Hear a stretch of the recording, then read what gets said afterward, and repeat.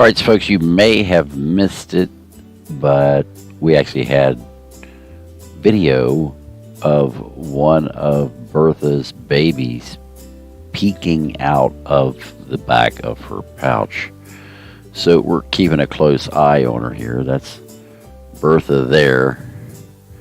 And so when you get a look at the south end of a northbound possum, if you look real close there, almost to where her back end goes down underneath of her belly, you'll be able to see just a wee bit of a slit right there. And that slit goes up towards the underside of her belly. That's the opening of her pouch, so as that her babies can come up behind her and climb right up in. So we are patiently awaiting. It is cold here at the studio. It's only 46 degrees outside, so we don't really think that it's good weather for the BBs. Bertha lives up underneath of the studio here.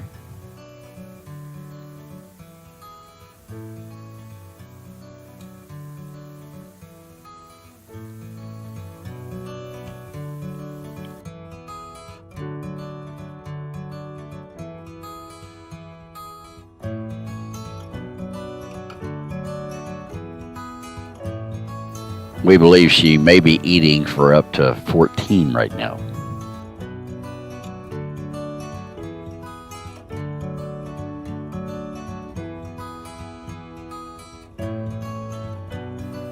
Yeah, it was reported last night that there was snow up in the panhandle of Texas. I haven't confirmed it, but somebody said that there was.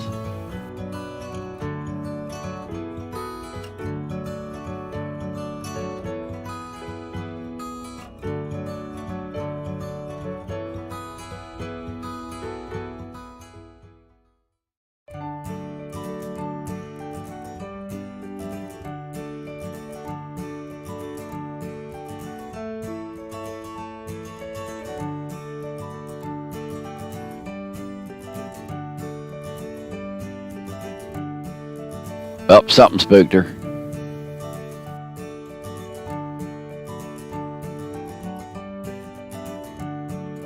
Oh, there's another possum. That's what it is. Look at yonder.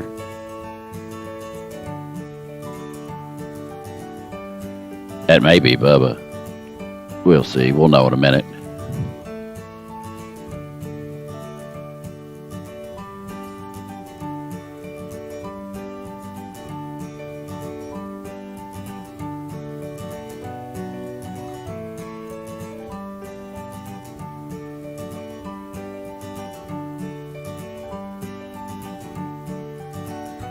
Yeah, it's been a little interesting here. It's normally been hot, but yeah, we've had to wear coats out the last couple of nights.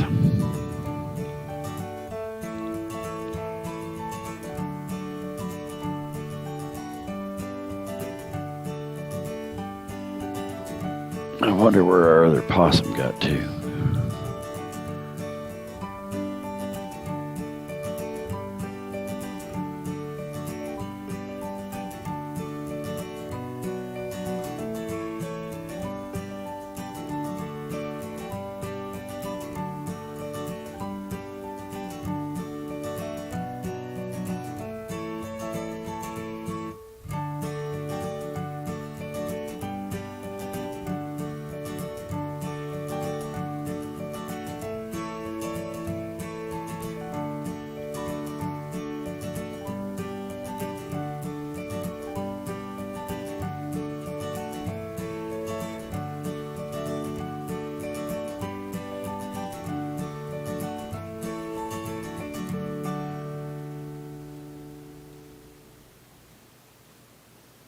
We'll see when he gets here.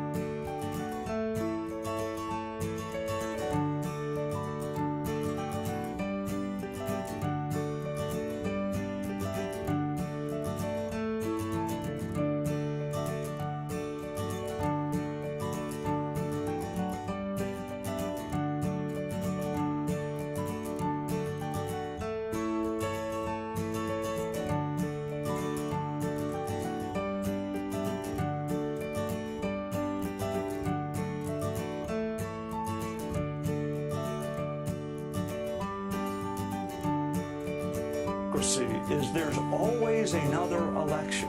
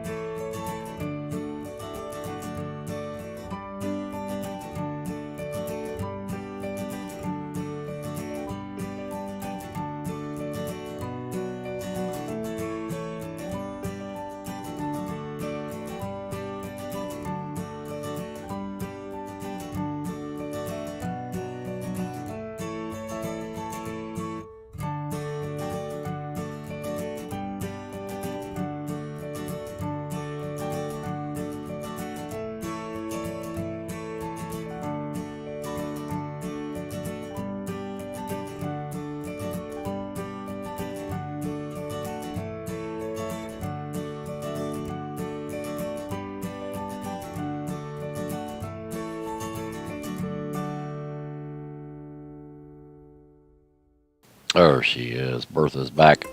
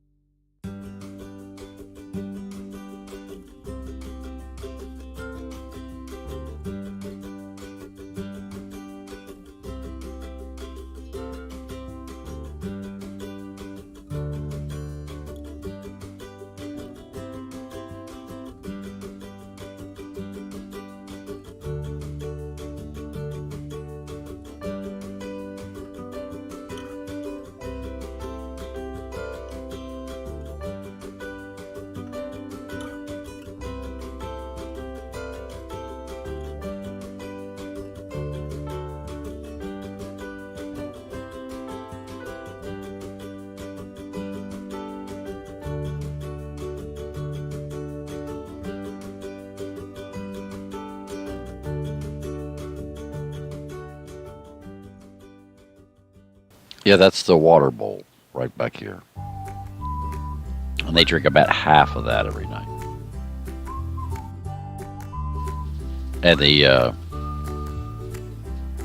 crazy part about the water bowl is you can actually tell how dry it is in the area because of the number of possums that come in that don't live here at the studio, and the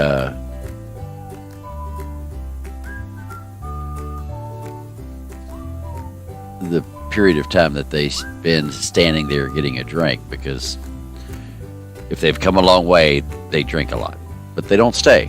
That's the crazy part about it. They'll come here. They don't even come here for food.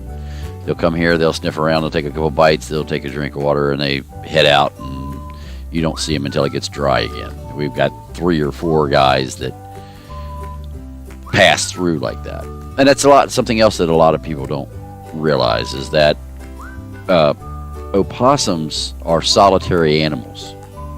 The only time opossums interact with any other animal by their choosing is when they're mating. Period. They don't want to have anything to do with anybody else. The opossum is the ultimate hermit when it comes to animals on the planet. They get together to mate, and other than that, see ya, and they continue on. The ultimate nomad. Opossums. Who knew?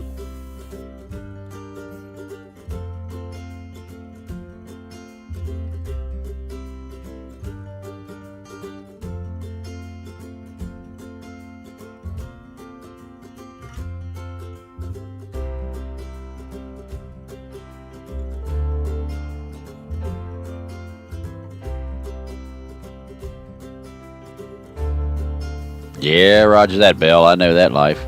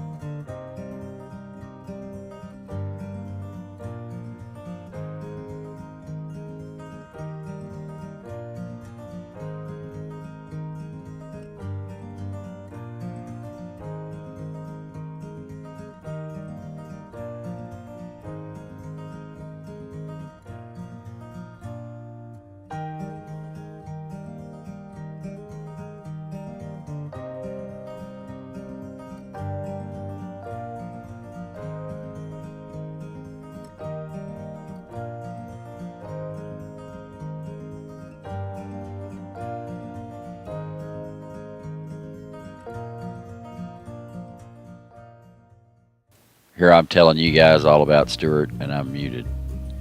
So we'll do this one more time.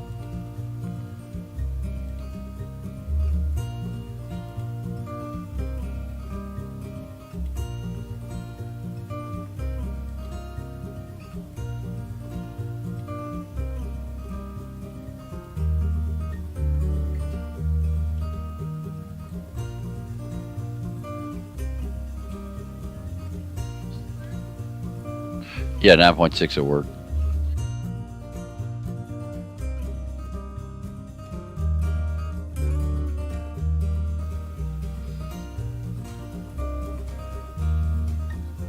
So, no, I don't think that's too big to be Stuart from this distance. Yeah, hell, that could be Bertha again.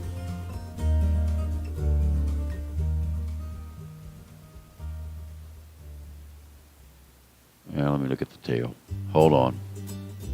See, this is the craziest thing. Possums are so hard to tell apart. You would not believe.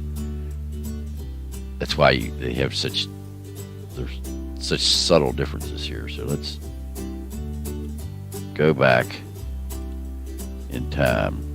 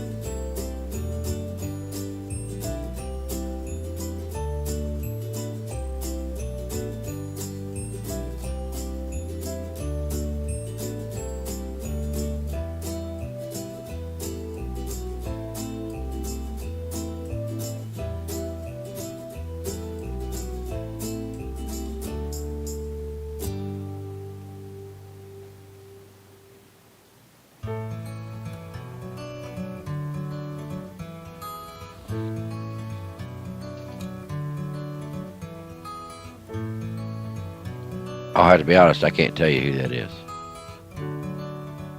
It's not Stuart. It's not Willard. It's not Tank.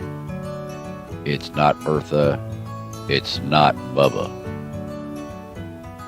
So I don't know.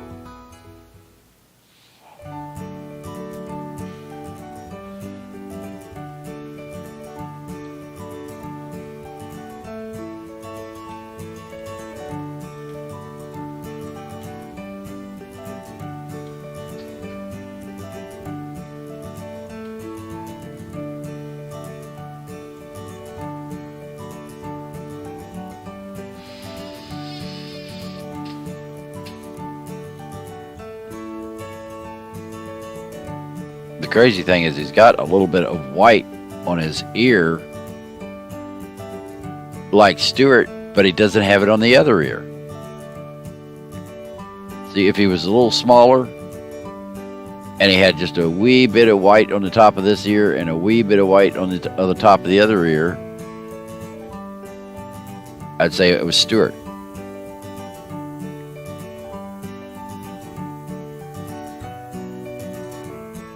But there's no white on this ear at all.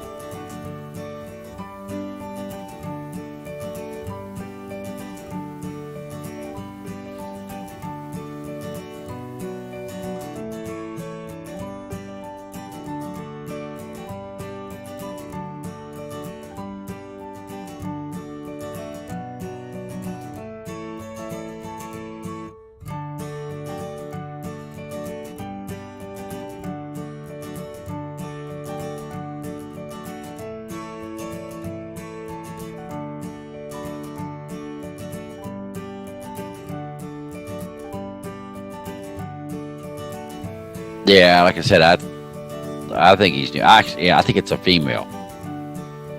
And the reason I think it's a female is because the sides of her face are clean right here. The males have a gland that they excrete out of, and it makes the side of their face look oily right here from that excretion, that musk that they put out. Oh, that's the end of where I was. Oh, he's still there. Okay, good.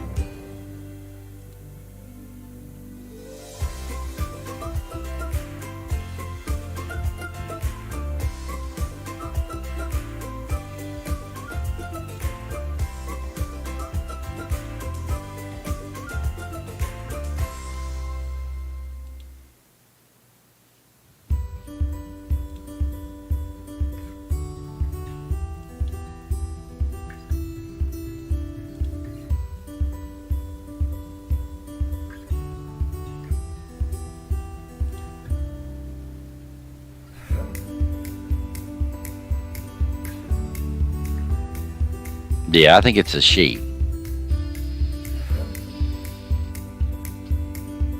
And I'd be willing to say she's this year's she.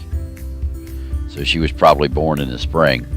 I don't know how old. Who knows how old a possum has got to be before they can breed.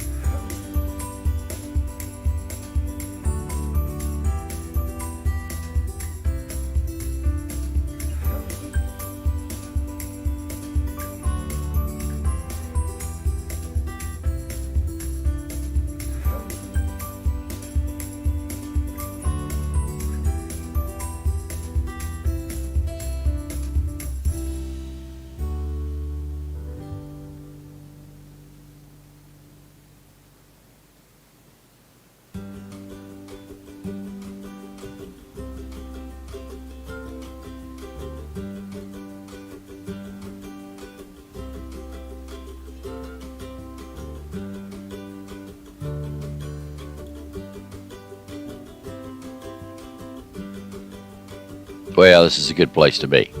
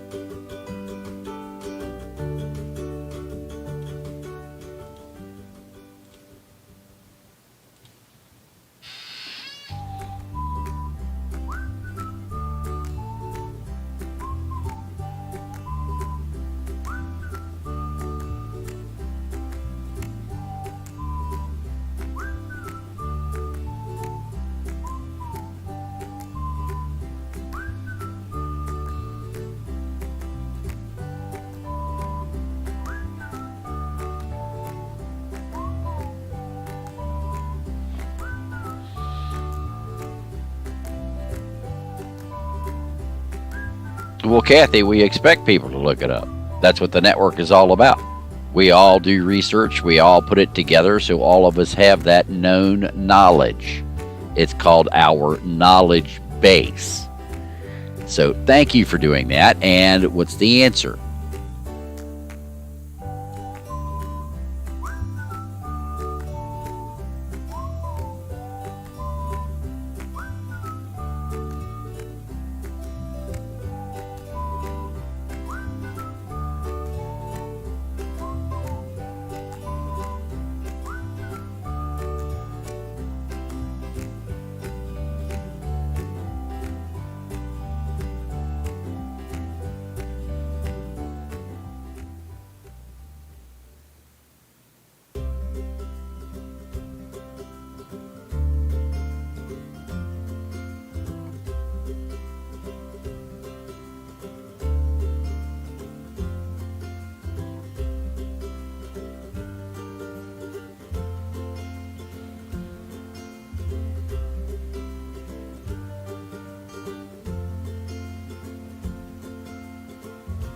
Oh, I didn't see it. Oh, there it is. Oh, well, it helps me if you'll do Christine's this.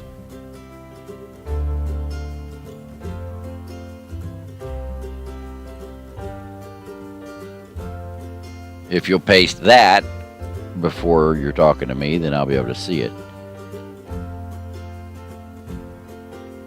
Well, that's the way it should be, Kathy.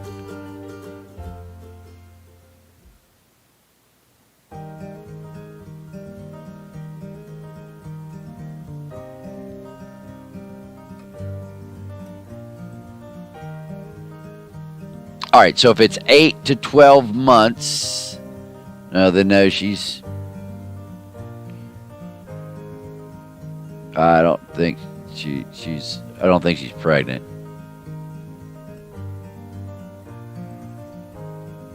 Because she's still got white on her ears.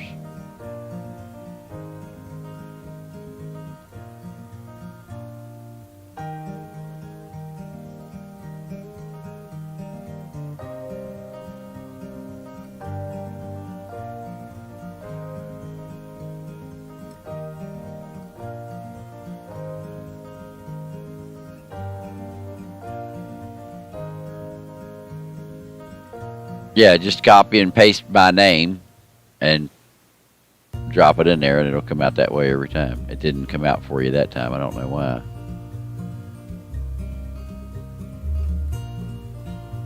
Well, I just copy and paste it. It's the easiest way for me. That way I know I always get it right. And I'm a severe dyslexic. I can't fucking spell it right anyway myself, so...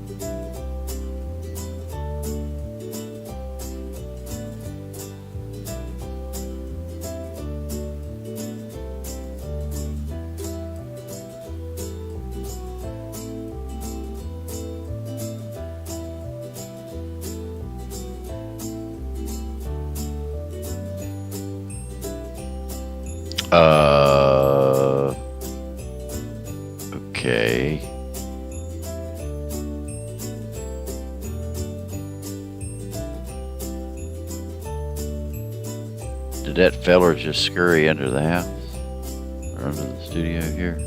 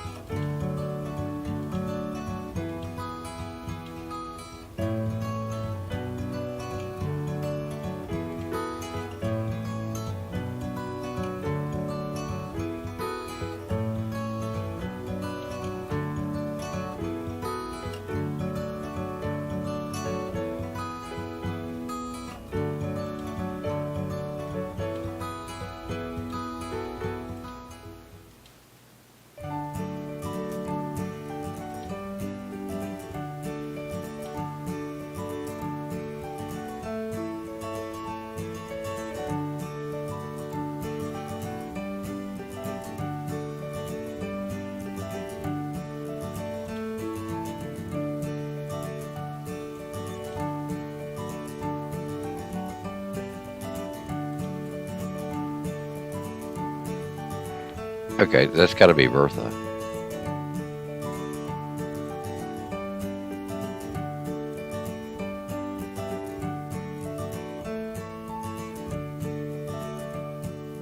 Yeah, that's got to be Bertha.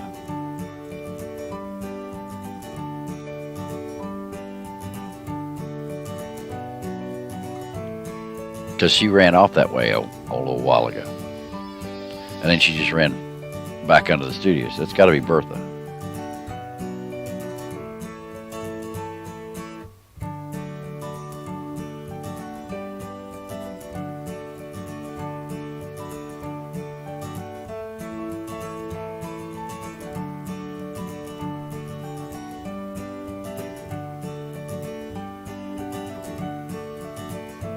Right, I think that's Bertha coming back, because she ran up under the studio, and she's big enough. But I never noticed that she had that little nip of white on her far ear, her left ear.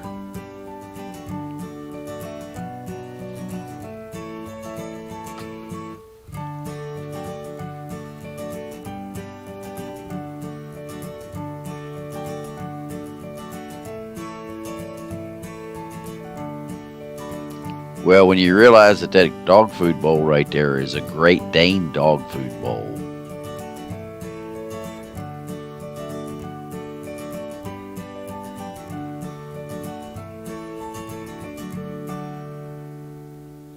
And she does have the little crook to the tail right there. See that?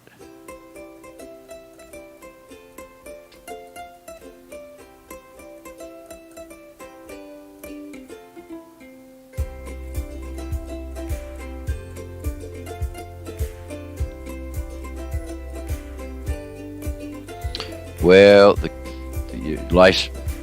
possums don't live a long time. Their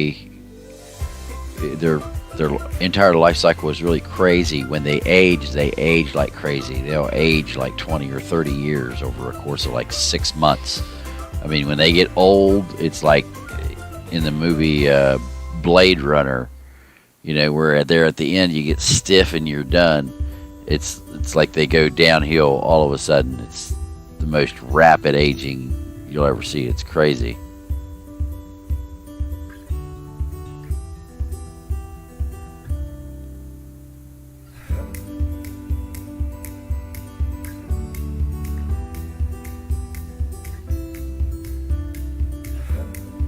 Yeah, roger that, but she spun around on the other side.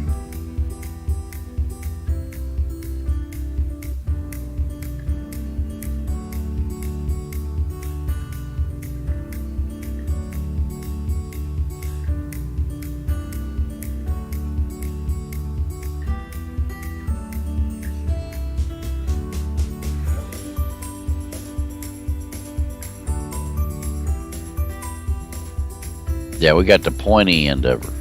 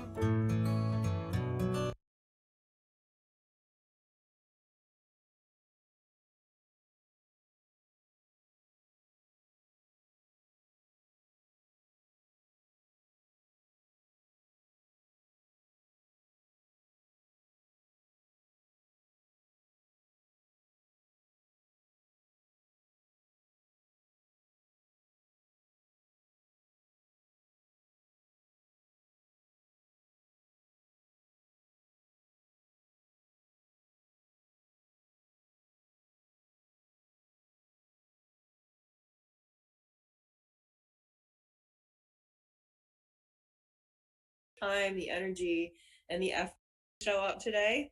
Um, I may not have met as many of you as Tara has, but I'm hoping to in the future.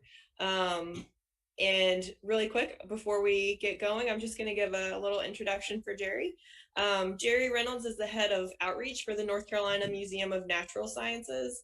His museum career includes 20 years at Discovery Place Science Museum up in Charlotte. He's got 3 years at Imagination Station Science Museum in Wilson and 19 going out as host. I said, okay, yeah, I moved the cameras around and let's see what is here. And so I get the memory card out a few weeks later, and I see that this possum is using the hole. So I said, that's cool. I mean, I knew opossums were back there. I said, well, yeah, maybe I just leave the camera there and see what the opossum does. So known from the fossil record, here at Island Wildlife. So we're the Cape Fear Region chapter for Wildlife Federation. We're very excited to be hosting Jerry today. Thank you so much for agreeing to come talk for us and the 150, 200 people that are hopefully going to show up today. I may not have met as many of you as Tara has, but I'm hoping to in the future. And really quick, before we get going, I'm just going to give a little introduction for Jerry. Jerry Reynolds is the head of outreach for the North Carolina Museum of Natural Sciences. His museum career includes 20 years at Discovery Place Science Museum up in Charlotte. He's got 3 years at Imagination Station Science Museum in Wilson and 19 years in his present position. Super cool. He has a BS and an MS in zoology from NC State, and his master's research was a mark recapture study of the scarlet snake in Carolina Beach State Park, where he lived for 2 summers in the park's campground while conducting his research. So everybody, please join me in welcoming Jerry, our guest speaker today. Thank you so much. Thank you so much, Jess, and thank you, Tara, for hosting this program too. And I'm going to go ahead and jump right into it and talk possums. Let me share the screen here and start the slideshow, and you'll have to let me know that if everything is showing up correctly. Yes, it is. Looks perfect, okay. Jerry. Okay, great. Well, the amazing Virginia opossum. And I know that with this large group, you have probably different levels of knowledge already about the opossum. So hopefully you will learn something about the opossum in this presentation.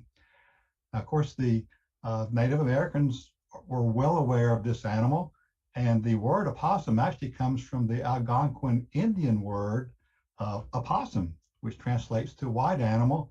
And as you can see, compared to other mammals, the fur of the opossum tends to be whitish, and so I thought that was a very appropriate name by the Native Americans of the time. Of course, we know it as the Virginia opossum, and I'll be right up front with you. I grew up in Duplin County, so I'm going to probably use the word possum a lot. Proper name is opossum, but I don't get offended if people call them possums, and I hope you don't get offended if I call them possums too. Scientifically, it's Didelphis virginiana, and Virginia gets the naming rights here because this is where the English first discovered the opossum, which I'll go into in just a second. Now, what do you know about the opossum? Most people know it's a mammal. You know, it's got fur. That's pretty easy. And actually, I would say many of you know that it's a marsupial. Now, marsupial refers to an animal that has a marsupium. That's the pouch. Kangaroos and koalas, of course, are well-known marsupials. And the Virginia opossum is North America's only marsupial. That's pretty cool. It is also, believe it or not, North Carolina's official state marsupial. Well, of course, it's the only one, so it didn't have much competition, but someone decided it needed to get some special recognition, and I'm fine with that. Any appreciation that the opossum can get recognition, I'm in full support of that. So it is our official state marsupial. Beyond that, you know, a lot of people probably don't know that much about the opossum. Well, first of all, the marsupial family has been around for a long time. If you look at this family tree for mammals, you'll see the Virginia opossum or an opossum up here on the right. And if you trace that branch all the way down, you can see that it's pretty low on the family tree. The only branch that's older than the marsupial branch are the egg-laying mammals, such as the duck-billed platypus and a few other species. All the other mammals that you see on this family tree are placental mammals, and they by far outnumber the marsupials. They're about, I think about 370 species of marsupials in the world, over 5,000 species of placental mammals, of which we are one of those species. So anyway, but the point here is that marsupials were have a very long history of life. Now, the marsupial first show up in the fossil record during the Cretaceous, about 125 million years ago. And those fossils show up in North America, present-day North America. Of course, the continents were arranged a little bit differently back in those days, but you can still make out most of the continents at this point. Now, to have a very interesting evolutionary story, I'm going to do a really short version of this. Again, according to the fossil record, first showing up in North America. About 66 million years ago, marsupials moved into South America, where they really proliferated and diversified pretty greatly. Today, there are about 120 species in South America. In the meantime, the marsupials that were in North America pretty much disappeared at some point. There were about 15 or 20 species known from the fossil record, but at some point, I guess the placental mammals just sort of outcompeted them, and so marsupials disappeared from North America. Now, from South America, they actually moved to Australia by way of Antarctica, which was a temperate forest at this time. And in Australia, again, with very little competition, they greatly diversified, and today there are about 250 species of marsupials in Australia. And because of that high diversity, a lot of people always think, well, Australia is the home continent for marsupials, but it's not. It's really North America, which North America was actually marsupialless for many millions of years until about 1 million years ago. One marsupial moved up from South America, and that marsupial is the Virginia opossum. So that's sort of an interesting story of how, even though North America is the birthplace or home continent for marsupials, we now only have one marsupial here from that evolutionary story. So anyway, I found that interesting and a little ironic too. So hopefully you did too. Now, of course, marsupials are a diverse group. They're, because we only have one, the opossum on North America, they're very strange looking to us. But if you lived in Australia and other places, you would find these very, just regard these somewhat as we regard raccoons and foxes and things of that nature. Today in North America, the Virginia opossum occurs throughout most of eastern North America, down into Central America, and actually occur on the West Coast now. This is from an introduction by people, and there are some rumors that Jed Clampett actually first introduced these in the Beverly Hills area, and they just spread from there. Okay, if you laughed or chuckled at that comment, then you're as old as I am, or you're watching way too many reruns on TV. So anyway, that's totally not true.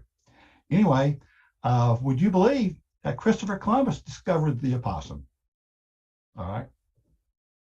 I'm actually serious.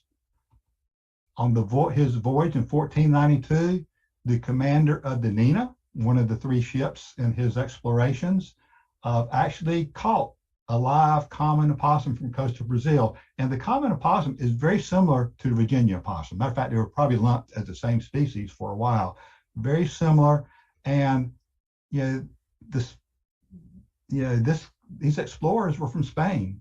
They had never seen a marsupial before. They'd never seen an opossum before. This was a strange animal to them, particularly catching one, a female with young in the pouch.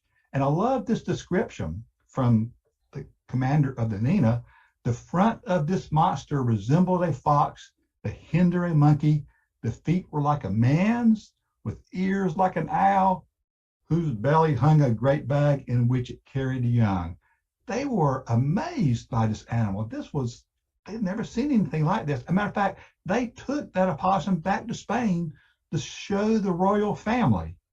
Unfortunately, it was dead by the time it got there, but still, they marveled at this animal. They had never seen one like this before. So they, the early explorers of the area thought that this animal was amazing. Now, Captain John Smith of Jamestown and Pocahontas fame in the 1600s. Okay, I'm sorry. That's the real Captain John Smith. Sorry, I don't want the Disney police to come after me with that illustration. Anyway, but seriously, Captain John Smith, he was perhaps the first English person to see the opossum. In this case, it was the Virginia opossum, and it was in the state of Virginia, and that's why it was named that way. Matter of fact, he is the one who got the name opossum from the Algonquin Indian word for the opossum that he learned from them. And of course, we sort of changed the spelling around. But again, he was amazed at this animal, and his description also shows that an opossum hath a head like a swine, a tail like a rat, is the bigness of a cat. Under her belly she hath a bag wherein she lodgeth, carrieth, and sucketh her young. Again, they'd never seen a marsupial. So what makes the opossum such an amazing, awesome animal? So I'm going to rattle off a few facts here. We've already established it's North America's only marsupial. That makes them pretty amazing. They live almost anywhere, from wilderness to the city. Wherever you're living, I bet you have a possum very close to you. I have opossums right back there, very close to me. If you live in downtown Raleigh, you probably have an opossum. If you live in Wilmington, wherever you live, I'm sure you probably have an opossum. And they are very adaptable to living where people live, living out in the wild. So they're very adaptable. Now, they eat almost anything. They're omnivorous, so they eat a variety of plant material and animal material, live or dead.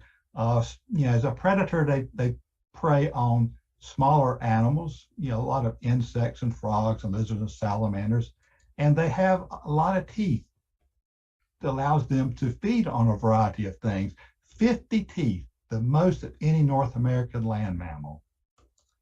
Now, they also have the shortest gestation period of any mammal in the world, about 12 and a half days from conception to birth.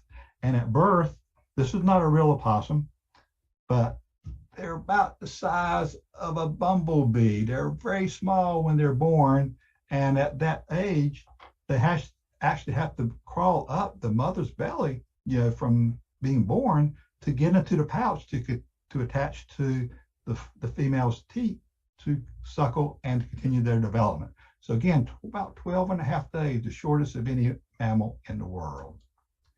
They grow up very quickly. They usually mature in less than a year, from birth to sexually mature in less than a year. They produce many young. In our area, I think most opossums are probably producing 2 litters a year, and their limitation is how many mammary teats that they have in their pouch. Most of them have 13, and so that's as many as they can raise, and most probably don't raise that many, but they can. And it's the first 13 they get in, because sometimes they will give birth to more than 13, and the first 13 they get in the pouch, they're the ones who make it. Anyway, they produce many young. And the interesting thing is, we have seen a female opossum carrying 15 babies. Now, haven't quite figured out how she was able to carry 15 babies or have 15 babies, but we have seen an opossum with 15 babies. Now, the other thing is, opossums are not like a communal thing. So it's not like, her sister died or something of that nature and she picked up some babies from there. That's not a normal thing.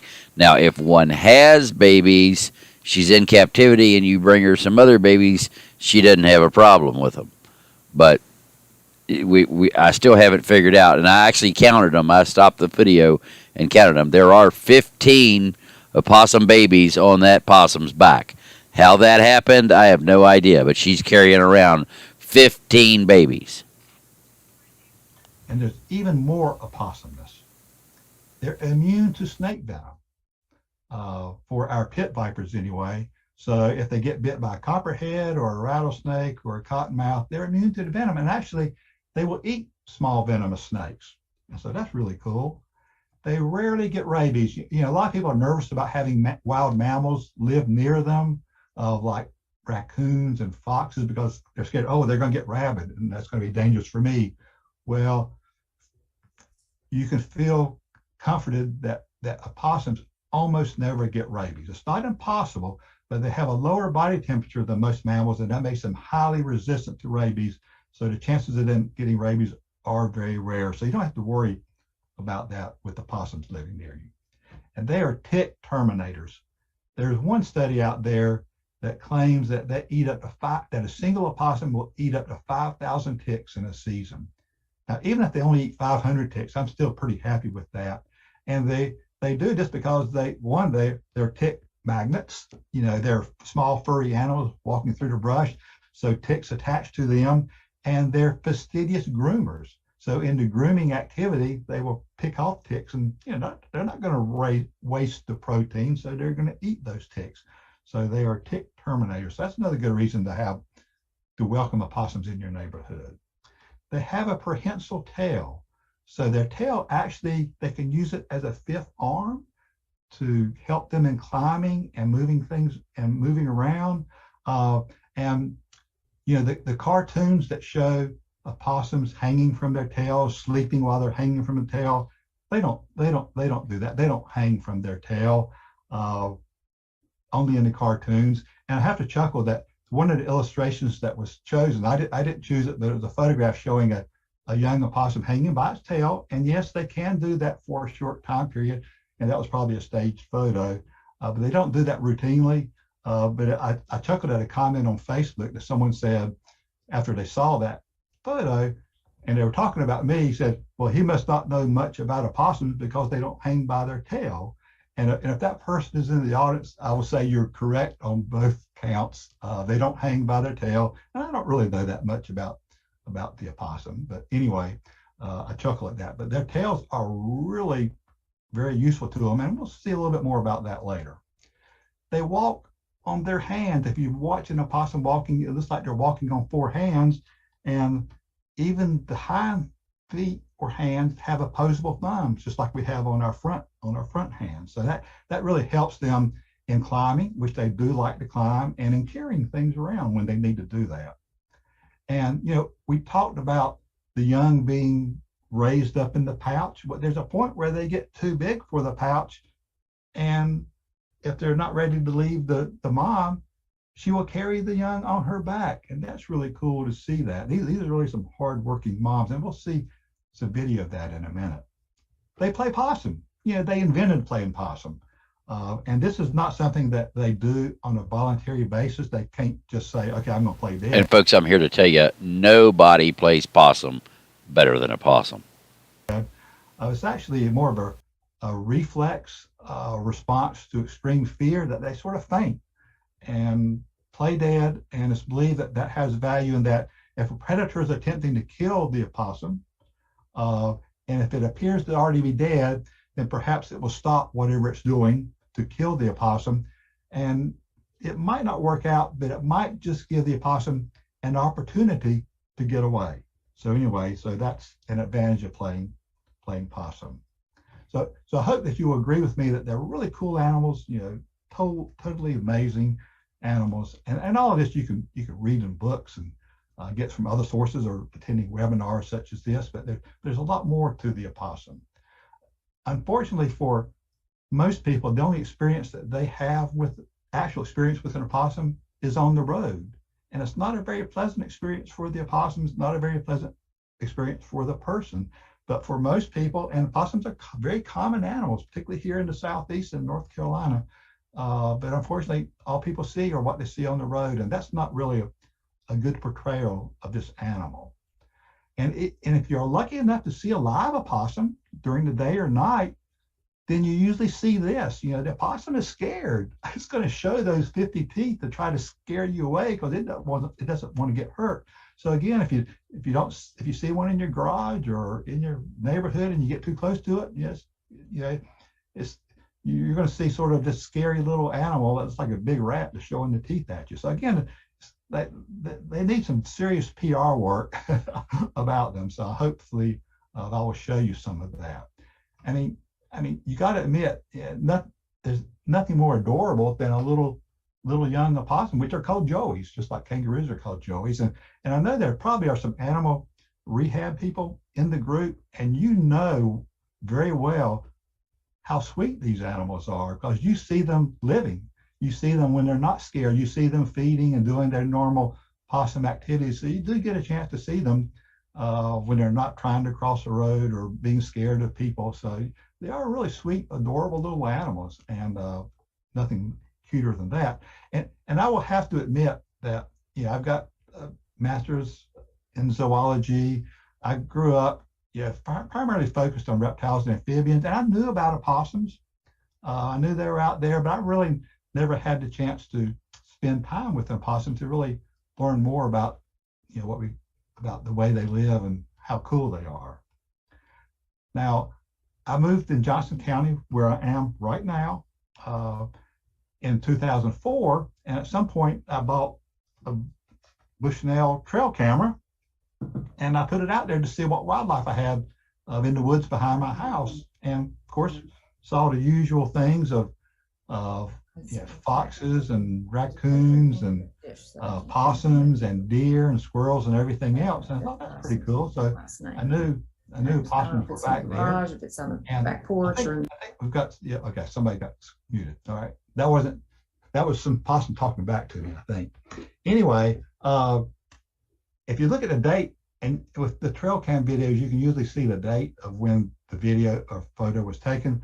So on New Year's Day, 2020, I decided to put a trail camera at this hole. I didn't know what was using the hole, but I could tell some animal was coming and going out of this hole. So I said, okay, yeah, I moved the cameras around and let's see what is here. And so I get the memory card out a few weeks later, and I see that this possum is using the hole. So I said, that's cool. I mean, I knew possums were back there. I said, well, yeah, maybe I just leave the camera there and see what the opossum does. So I still have a camera at that same, what I call a possum hole, 2.5 years later. This is where I live. This is where I am right now in Johnson County. And in the woods behind my house, you'll see that I actually have two possum holes. I call them Possum Hole 1 and Possum Hole 2, and they're very close to each other. This is Possum Hole 1, and possums don't really dig their own holes. They don't really have the feet and all for that. So they utilize existing burrows. Of course, they go up in trees, hollow trees, fallen over trees. So they use existing structures for places to sleep. Yeah, they're mainly nocturnal, so they're usually sleeping during the day. But anyway, this is a large oak tree with a smaller sourwood next to it that in some previous storm, the wind partially pushed the tree into a lean. Not enough to make it fall over, but enough to raise the root ball up, created a cavity underneath that root ball. And that, I don't know who first used this hole, but possums are using it now. And so again, they utilize an existing resource in the woods here. Now this is Possum Hole 2, and this is a tulip tree that pushed over even a bigger lean, but it got caught by a bigger tree. So another tree is actually holding it up. Both trees are still alive.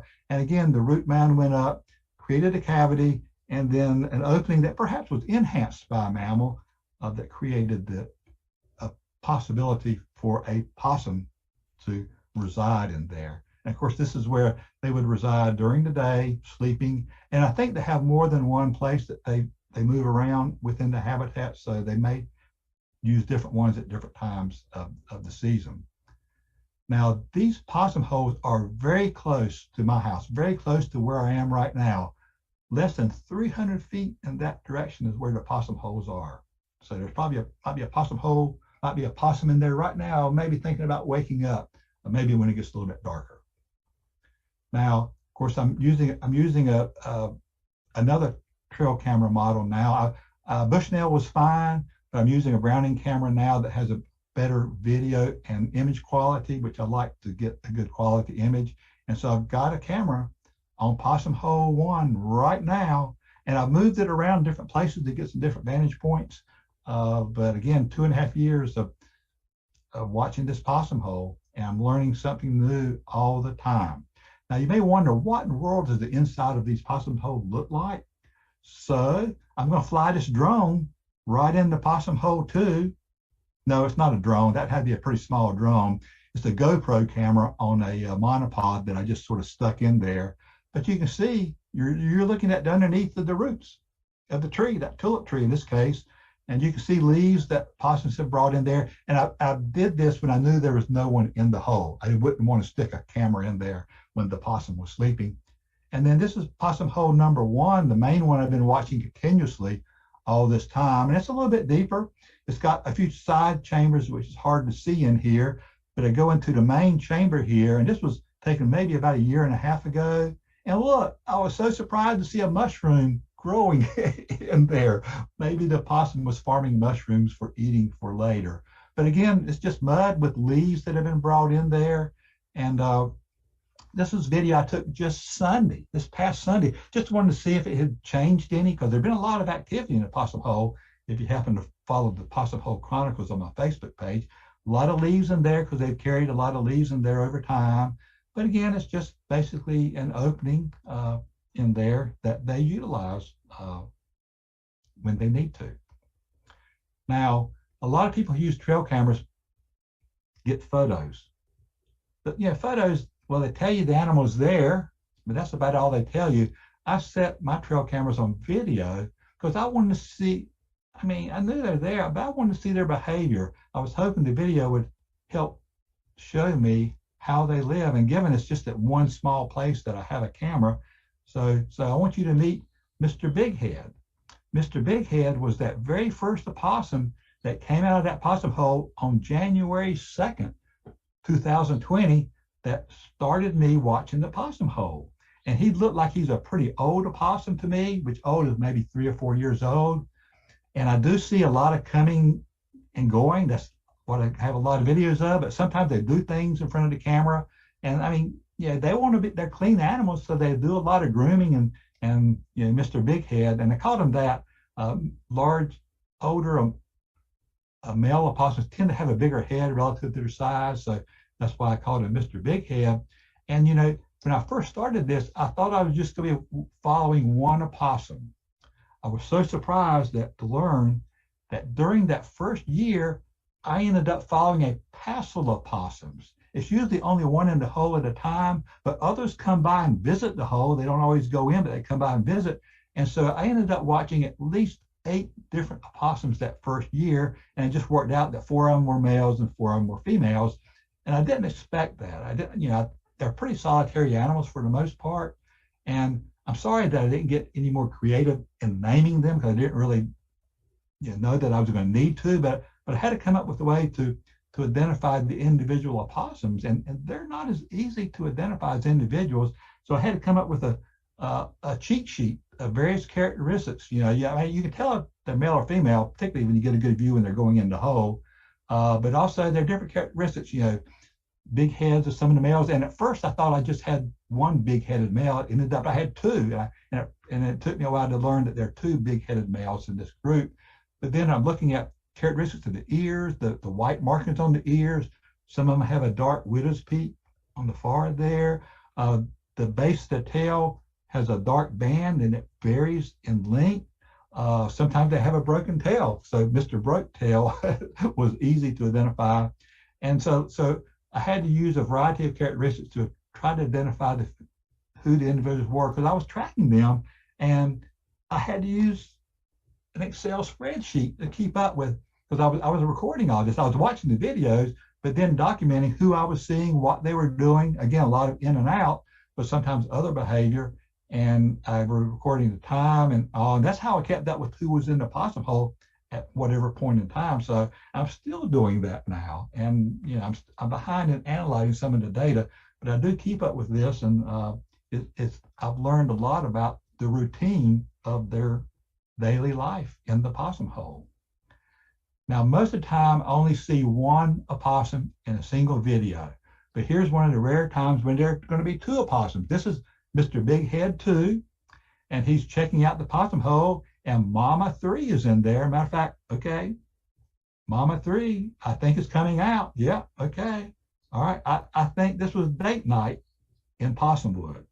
Didn't see what happened after that, but I'm pretty sure they had some other intentions in mind.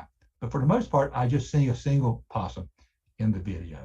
Now the video, again, I see a lot of different behaviors. This is scent marking. This is a male opossum. This is broke tail. Tip of his tail is broken off. And he is marking this small beech tree with his scent, with his saliva. They also have a scent gland right on his chest. You can see a dark mark there. That's where the scent gland is. So they're marking the territory, and females will come later and they will rub in that scent. I don't think the female produces her own scent or as much of a scent, but they certainly respond to the scent of the male. And I think this is a way, I don't really understand all that's accomplished here, but it's a way of signifying I'm here, this is part of my community, and they sort of come by and recognize, you know, who's there. But anyway, they do a lot of this. And this is Mama 2. And yeah, even though they're mostly nocturnal, I do get some daytime footage. And she loves this Christmas fern. She comes and rubs on this Christmas fern all the time. You might say that she's rather fond of this fern because she does do this all the time. And you might also notice that, well, yeah, this, and again, you can always see the date of when this video was taken. This was in mid-April. And you might notice that she's a little big on the pouch region. So she certainly has some joeys in her pouch at this time. And you can see that she's also rubbing on the burr there, and she scratches a lot. Matter of fact, I should have named her Scratches because in almost every video, she ends up scratching. So she's got an itch there. But anyway, it's really cool. Even though I have such a small window to see their lives, it's really cool to see some of these things that, again, no people are around, so this is their natural behavior when they're not scared of a person or some predator. So it's really, really cool to be able to see in through this window of the trail camera. Oh my gosh, what is wrong with this opossum? It's got leaves stuck to its rear. Okay, all right. For those who know opossums, you know I'm just joking with you there. This is the coolest thing to see, and I see a lot of it. They can, that prehensile tail, they can use it to carry things, and they don't want to sleep on the mud, so they carry leaves into the possum hole. And I know they do this in other places too, but it's so cool to see this. And of course, I've got lots of videos of this doing that, mostly at night, but some daytime videos. And both females and males do this. This is, I forget which male this is. This is one of the older males there. He's carrying his share of leaves in there when he's sleeping in there. And again, usually it's only one possum in there at a time. So carrying leaves in there is really cool. And, you know, I really wasn't sure, how did they get the leaves in the tail? Did they take their tail and swoop it around? And I really never knew that. Maybe some of you knew how they did this, but I didn't know it until I got this video. So right in front of the camera, this female opossum shows you how she does it. She picks up the leaves with her mouth, she moves them to her front feet, then to her hind feet, and then pushes them into the curled up tail with the hind feet to grab a hold of the leaves. So isn't this cool? And once she has enough leaves, then she'll carry them into the possum hole. So again, until I got this video, I really didn't know how they did this. Perhaps you did, but I didn't. So again, the trail camera lets me see what they do and how they do it, at least this part of their life. So really, really cool. Now, this is in April, and this female opossum, she's got a really fat pouch, and wow, look at this one. This is in July. Again, there are two different litters, and you see the tail of a baby opossum hanging out of her pouch. I'm not sure if she can get in that possum hole too. That hole is not that big, but I don't know, she might can, but I have no clue how many joeys are in that pouch, but they're big, and she has a pouch full. She barely squeezes out there, and I mean, must not be the most comfortable thing, carrying a load joeys around, but they do it. Most of them do it twice a year in the area with the two litters of joeys they have. And here's another one. And I included this clip just because, watch. She catches it, what looks like a cricket or another insect, and eats it. And I rarely see them eat anything. They're out there foraging, and I think they eat whatever they find when they find it, because they never bring anything back to the possum hole to eat. And again, they're foraging on whatever's out there, small critters that, again, I think they're eating while they find them. And they're just out there looking for it and probably eating all the time, but I very rarely see them in the actual video feeding. And look at this. I don't see this very often, but it's so special when you see a mother opossum with joeys riding on her back, and there's some hanging out of her pouch too. I think she has about 4 or 5 joeys, looking at all the tails hanging out, but they're going into the possum hole, and the one on top's hanging on so it doesn't get knocked off. So it's really cool when I do see that, and I just keep hoping to see it more. And this is the female opossum I've been following this year. She has at least 3 joeys that I know of, and here she's coming out, and she's got the joey trying to ride on her back, and she's got another one, hanging out of her pouch, which is really making it hard for her to walk around there. You can see the one riding on her back there, but the other one is, sort of hanging on. And she came out during the day on this date. It's about 3:57 p.m. You can see one joey not on her back, just hanging out by the possum hole. And she comes out, and she's got another joey hanging out of her pouch, literally. And I think she decided, okay, I'm not going to get very far like this. So I'll just go back in the hole and come out later. So again, the trail camera is giving me all of these views, and I'm sharing those with you. The possums doing what possums do that we don't usually get a chance to see. Now, this is, of course, what I hope to see, a female possum with a whole lot of joeys on her. I haven't seen one to this extent yet. And I feel sorry for this mother opossum. That is a lot of young joeys. That's a lot of work, a lot of weight for her to carry around. And these are hardworking mother opossums. So give them some respect for what they do. And for many, they do this twice a year. So it's pretty incredible. Now, at some point, the young joey is big enough to be on its own. And how they determine that, I'm not sure. I think it's probably more a case of that when the female's walking around, if they're riding on her back, if they fall off, some may fall off and not get back on. And that's sort of how they get dispersed in the woods.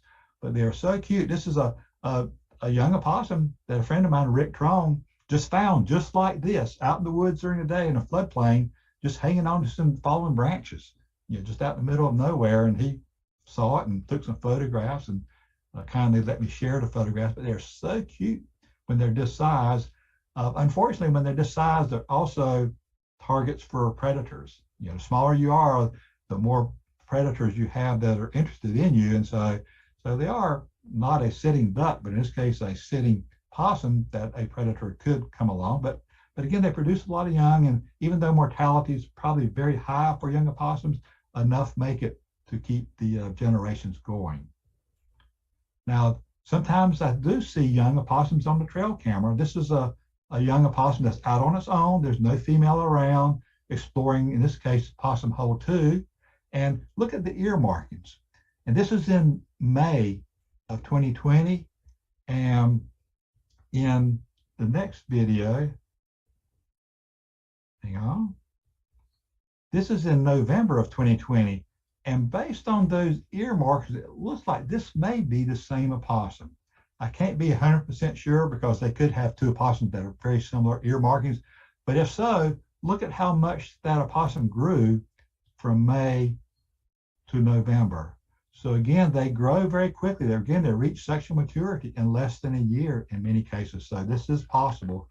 And maybe it's the same opossum. Now this is from this year. This year, that female opossum you saw earlier that had at least 3 joeys, several of the joeys hung around the possum hole while she was out looking for food, and as many as 3 at one time. Again, this is the first time that I've seen this since I've been watching opossums, but she's out somewhere Sometimes she's in the hole, sometimes she's not, but they're out exploring around. And sometimes they go up, and I think they actually climb the trees that are up above the root mound, but they're so cute to watch. So they spent several weeks in this area, and of course they are targets for predators, and unfortunately one of these did get picked up by a barred owl right in front of the camera, which I'm not going to show you that, but one did get picked off, which is part of nature. The barred owl's got to eat too. It's all part of nature. I just, you sort of get attached to the animals when you start watching them for a while. So I sort of hated to see that happen, although I knew it was going to happen, whether I saw it or not. Now, other animals come by, not just predators. Foxes come by, both gray foxes come by, and they just look at the hole for the most part. Red foxes come by. Again, these are at different times, and that one scent marked the possum hole. And coyotes. Coyotes are everywhere in North Carolina. This is a pair of coyotes that came by the possum hole. Of course, they would be a potential predator on the adult possums too. Raccoons come by regularly. There's a small stream near there, and here's a mom raccoon with 3 little ones, and they're really cute. They come by a lot. And even though the deer wasn't interested in the possum hole, they do come by. So I see all the wildlife. It's again like a community center. And a little fawn was following this one. This was just this year. Squirrels. Well, squirrels are everywhere. Certainly the possum hole is a place. Well, they played some hide and seek in the possum hole in this case. Even had a woodchuck come by a couple of times, and maybe checking out, thought, well, maybe another woodchuck lives here. They didn't stay long. And I even got a box turtle. I follow box turtles too, and I identify them based on their shell patterns. And this is one I'd seen before in a different place. But he came along, and no one is around, so he was checking out the possum hole before moving on. Birds, Carolina wrens, sweet melodious Carolina wrens. They come through the possum hole to look for insects and spiders. And here's a barred owl, not one catching a possum. This one swooped down and got it looks like a cricket. So he got a little crunchy snack there before he flew off there. But I know barred owls are out in the woods. I hear them all the time. So I'm sure that they are predators on more than that one joey that I did get a video of. So lots of other animals that are out there. I rarely see interactions between opossums and other animals, but occasionally. So this was recently. Here's a raccoon, and watch this. Raccoon has challenged the opossum to get off the log, and the opossum just backs up, says, "Hey, well, if you don't want me to go that way, I'll go around, go a different direction." So the opossum goes and then walks under the log. That log is crossing a small stream, but the raccoon is still in the area and not real happy with the opossum there. So he comes back, and again, watch. If you can see it on your screen, the opossum just turns around, faces the raccoon, shows those teeth, and then that's usually enough. And again, I think that's usually enough, and the raccoon goes on its way, and the opossum goes on its way. But then, this year in May, this happened. Oh, excuse me, this is another one. All right, I forgot I had this one. I've never seen, and I'm going to have to show you that again, but I've never seen an opossum run that fast. And look, it's chasing a raccoon. Again, I only get 3 seconds. I don't know if you can see it on your screen. One more time. I didn't speed this up at all. I wish I knew what happened before and after that. So all we get are 3 seconds of a possum running as fast as it can, chasing a raccoon. Have no clue what happened before and what happened after. But I guess it's okay to still have some mysteries in nature. Anyway, I thought that was really cool. But now here's another interesting thing. All right, here's an opossum, and here's a gray fox. Okay, I didn't know what I was going to see when I first watched this. Was I going to see a predation attempt? So this is a big male opossum. It's going to cross the stream on the log, but watch this.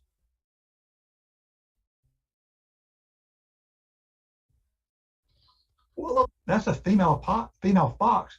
Did not want that opossum to cross on that log. So grabbed his tail and pulled him off. And again, I don't know what the intention was. I only showed you a short clip there. And that is a pair with a male, this female fox is paired with a male fox. And so they have a family of young kits in the area. So maybe the the young foxes were nearby, and she was trying to protect them from the opossum going to where they were.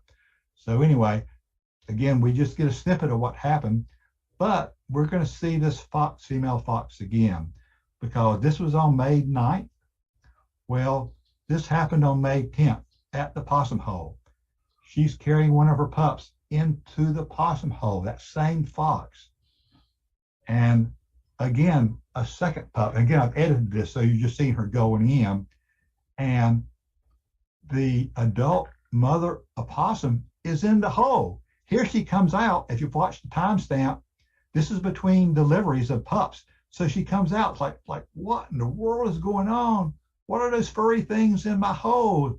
What is going on? Is this real or am I dreaming? Did I wake up with a bad dream? So the female opossum comes out, looks around, said, well, all right, I'll just go back in the possum hole. So she goes back into the possum hole. Again, there are two fox kits in the hole right now. I don't know where they are in there, but she goes back into wherever she was.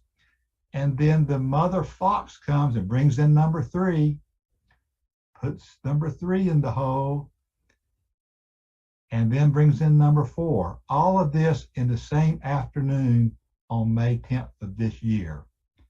And so she has 4 fox pups or kits, and they are as cute as they can be.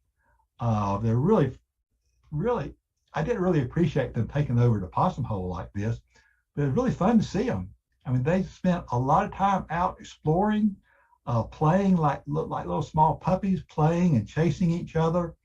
And they did a lot of this. And I have a lot of video of this, which I'm not going to show you. And of course, I didn't know any of this was happening because I get the memory cards out about every 2 weeks. So I don't know what's actually been happening at this time.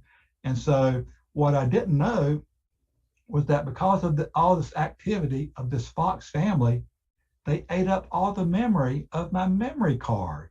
So it stopped recording later this afternoon. And I didn't know that. And I wasn't due to change the memory card until several days later. So I ended up losing 6 days of recording. So I don't know what happened in those 6 days. I know the fox family moved out. The adult female opossum, she was no longer in the hole, and I don't know when that happened or how that happened, but she's no longer in there. So I just lost that time, and I really hate that there's another mystery just because the foxes showed up and they played a lot in front of the camera, which I'm grateful to get the video, but I lost some opportunity to learn a little bit about there. So activity continues at the possum hole. This is 6 days later, and that's that same female fox that moving through. She had moved the babies, young foxes somewhere else. This is a new female opossum. This is not the original one because I can tell by the ear markings. So this is May 19th. So this is 9 days after the foxes first invaded the hole, and now they're out. So she's checking the hole out. And so I'm continuing to watch activity at the possum hole. I'm not going to show the video, but she's continuing to use the hole. She's bringing leaves into the hole. There's a male opossum that coming by to check too. So life continues at the possum hole, and as long as there's activity at the possum hole, I'll continue to have my camera running and hopefully continue to learn more. And it's just interesting, and I actually post this on Facebook on what I call the Possum Hole Chronicles. So I share this. It's usually about a month later that I share what's happening. But anyway, this is literally the end of my possum tale. So I hope you bared with me and stuck with me. I hope your video connection was good enough to see the video because it's really cool to watch this. And I hope that you know well now that there's a lot more to the opossum than what you see on the road. They're really neat animals. They're live some special lives in those woods that they're crossing the road to and from. But anyway, I hope that if you didn't already appreciate opossums, I hope that you appreciate them now. And I'll be glad to take any questions, and hope I didn't lose too many people during my possum monologue there.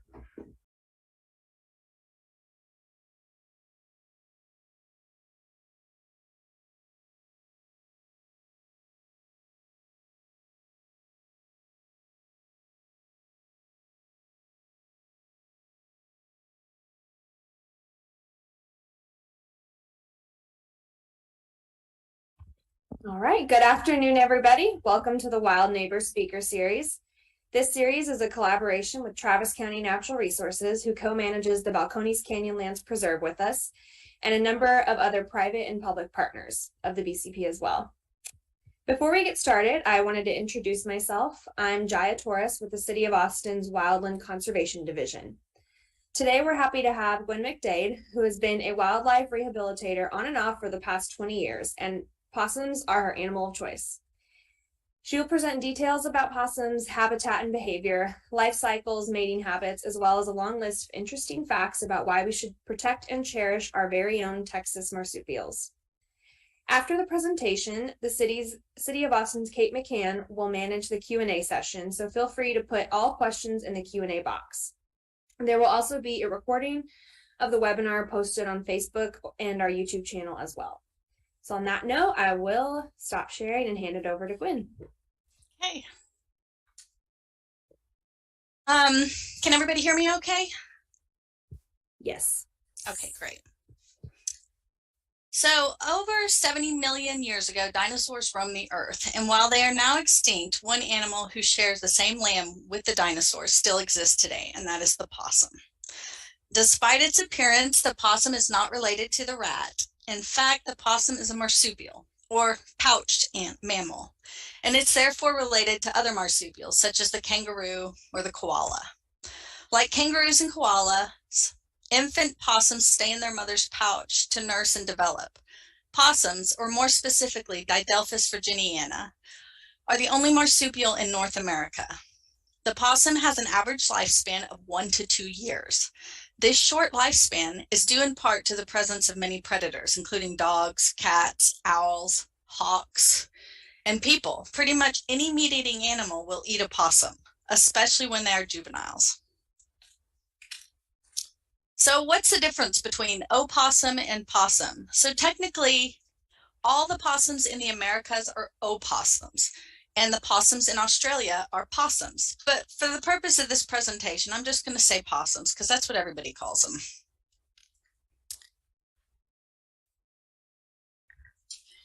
So the name possum is derived from the Algonquin Indian word opossum. So you can see how opossum came from opossum, but it means white animal. And while there are over 65 species of opossums, only one, the Didelphis virginiana, more commonly known as the Virginia possum, is native to North America. So Didelphis means double womb and refers to the pouch as the secondary place of development for the infant possums. Virginiana refers to the state of Virginia, where the possum was first observed by English colonists. However, opossums today can be found throughout most of the United States and portions of Canada and Mexico. So the possum range. So although its name might suggest otherwise, the Virginia possum can be found from Costa Rica to Mexico, as well as the United States, east of the Rocky Mountains, north of Ontario, Canada. This species was also introduced to the west coast of the United States and British Columbia and Canada, and is still expanding northward. One of the things that severely limits possums' range is cold temperature. They're extremely susceptible to frostbite on their ears, tails, and fingers. So here you can see this guy has lost the top part of his ears to frostbite. And in this pic, you can see this guy has lost the tip of his tail to frostbite. So their expansion into the more northern parts, I don't know if y'all can see my mouse, but these northern states, the New England states, and even into Canada, that's been a fairly recent event, as in the last 200, 300 years.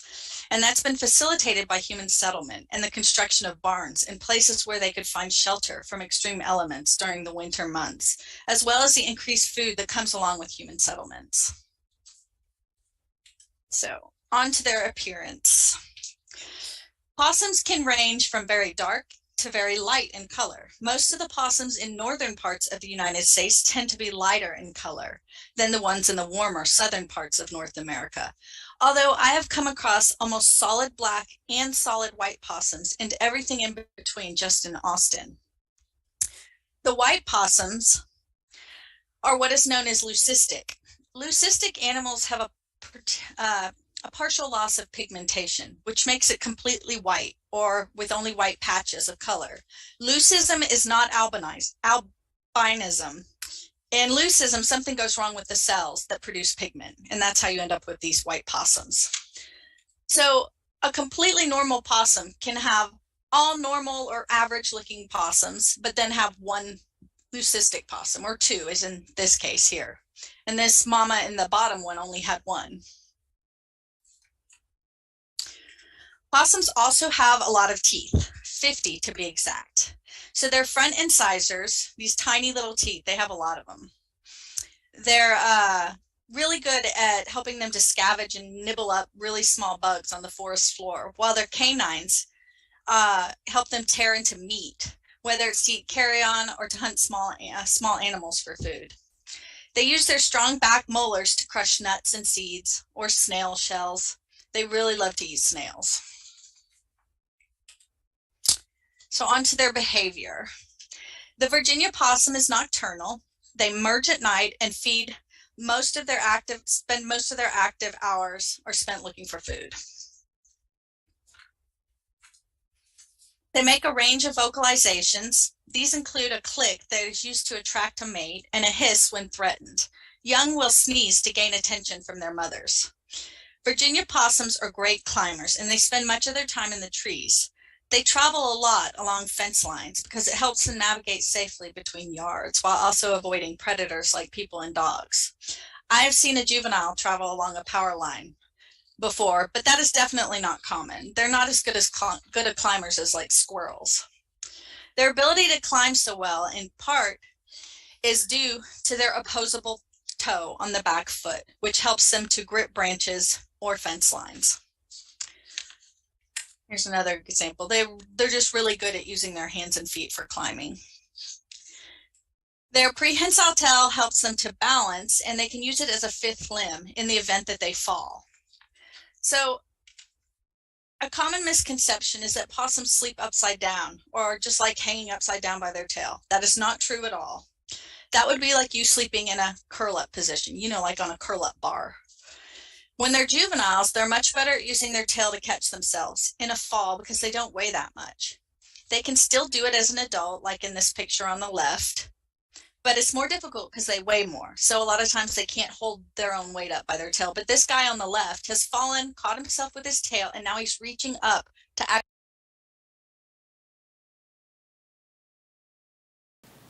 All right, guys, we've got a report of multiple people shot at 2 different locations in Charlottesville, Virginia. So I'm going to end this broadcast and go take a look at that. I'll see you on YouTube on Inventor Lee Wilbarger. See you there.